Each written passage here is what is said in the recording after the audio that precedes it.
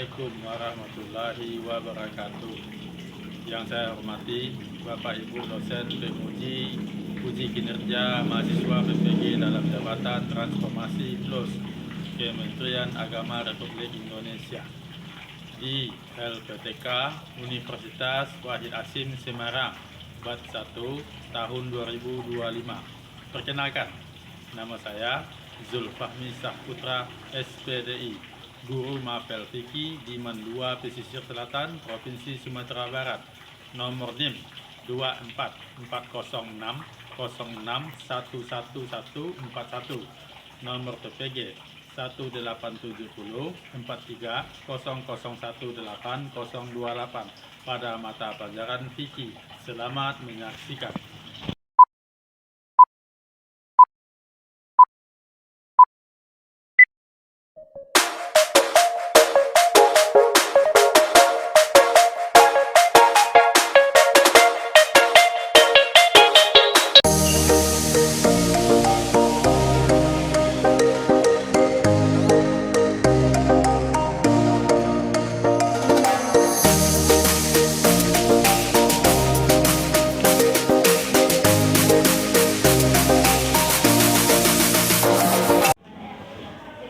Assalamualaikum warahmatullahi wabarakatuh. Waalaikumsalam warahmatullahi wabarakatuh.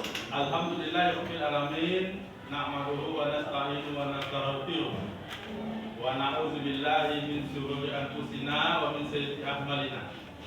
May yahdihillahu fala mudilla lahu wa may yudlilhu fala hadiya lahu. Yang kami hormati anak-anak kami semuanya, bagaimana kabarnya hari ini? Alhamdulillah, luar biasa, Allahu Akbar. Baik, sebelum kita masuk kepada pembelajaran kita selanjutnya adalah ketentuan pernikahan di dalam hukum Islam. Sebelum kita masuk kepada materi kita, kepada anak-anak kami silakan berdoa terlebih dahulu. Silakan. Qabla daras hayyan doa.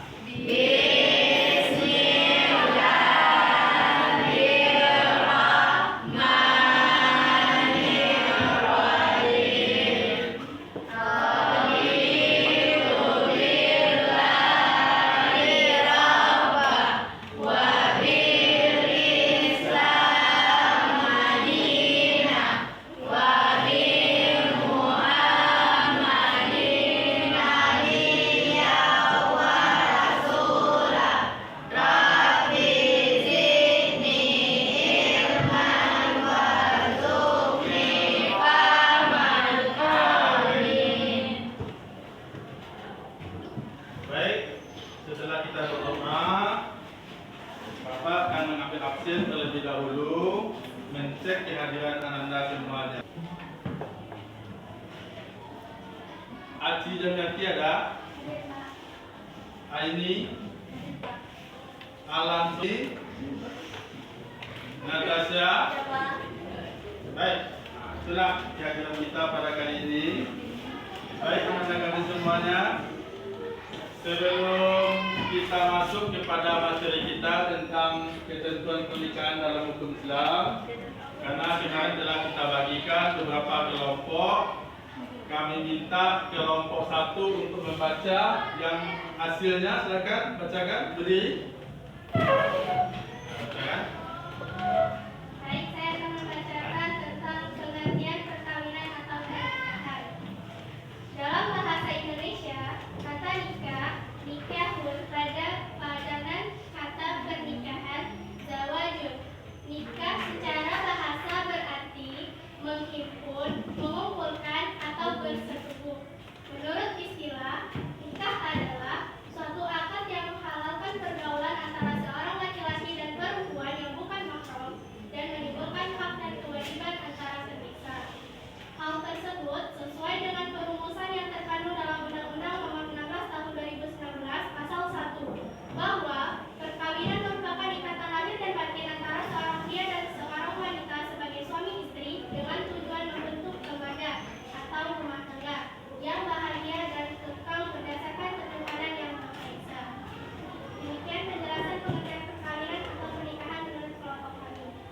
pertama kelompok 1. Islam. Baik, dan kami semuanya kita lanjutkan. Kita lihat dulu tentang pengertian pernikahan. Ini boleh tengok dari LKCPD-nya tentang pengertian pernikahan dalam hukum Islam. Kata nikah itu merupakan padanan kata pernikahan. Kemudian secara bahasa,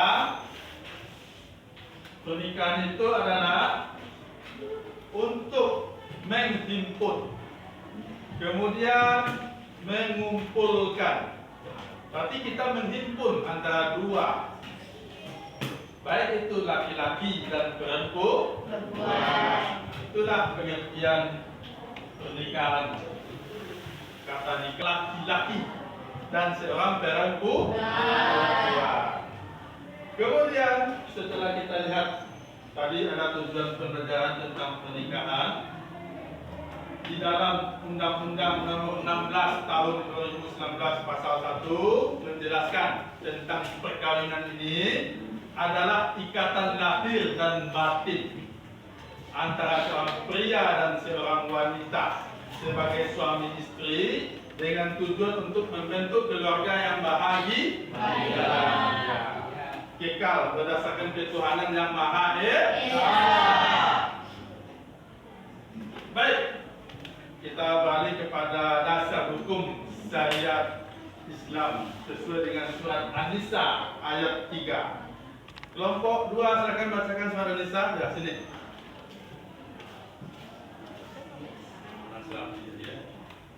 Silakan bacakan surat An-Nisa ayat 3.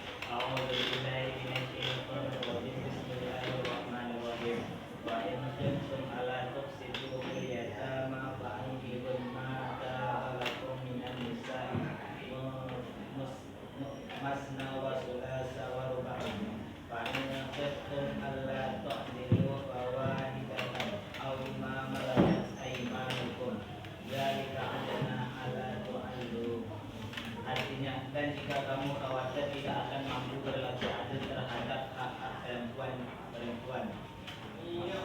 maka nikahilah perempuan yang kamu senangi, 2, 3, atau 4. Tetapi jika kamu khawatir tidak akan mampu berlaku adil, maka nikahilah seorang saja atau hamba sahaya perempuan yang kamu miliki. Yang demikian itu lebih dekat agar kamu tidak berbuat zalim. Surah An-Nisa ayat 3. Nah, langsung akan duduk. Dah. Kemudian itulah dasar hukum menurut Al-Quran.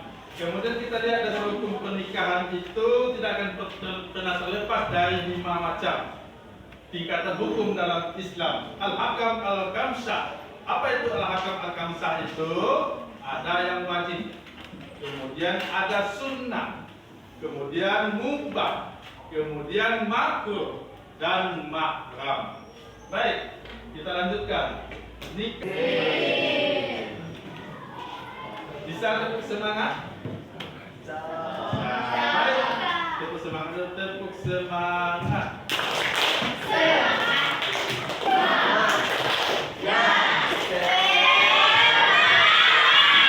Baik, kita ulangi kembali. Untuk supaya kita refresh dalam pembelajaran ini, kita kasih dulu tepuk semangat.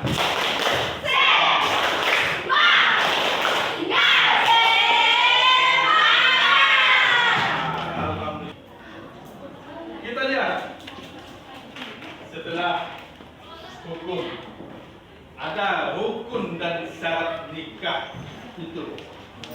Rukun nikah itu unsur pokoknya terpenuhi untuk menjadi sahnya suatu pernikahan. Pernikahan tidak sah apabila rukun nikah tidak akan pernah terpenuhi.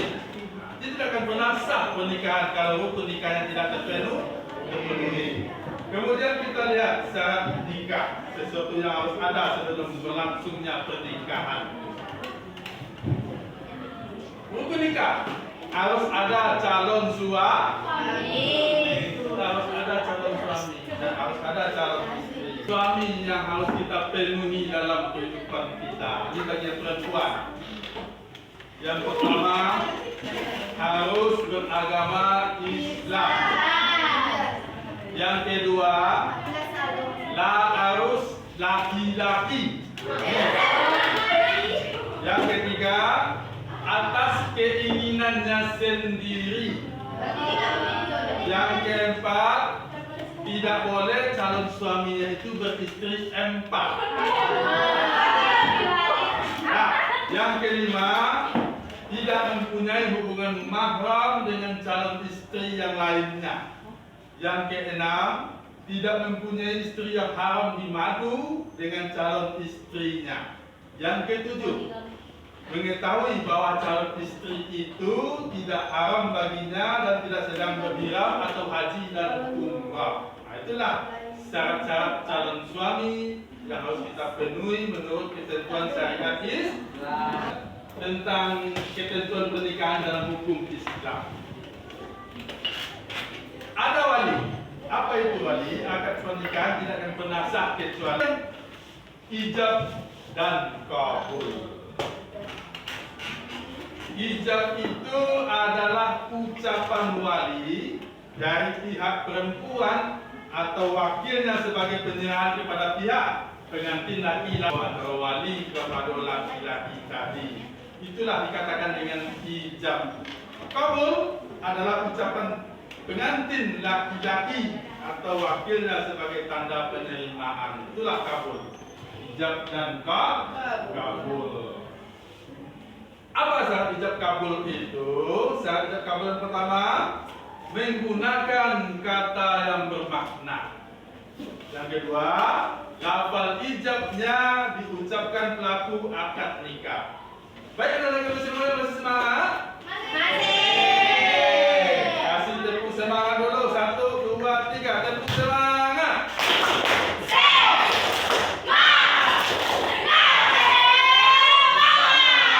Masih semangat, kita lanjutkan syarat dari ijab kabul tadi. Tadi ada 2 tadi yang saya jelaskan. Yang ketiga, syarat ijab kabul yang ketiga adalah antara ijab dan kabul itu harus bersambung dan tidak boleh diselingi perkataan atau perbuatan lainnya.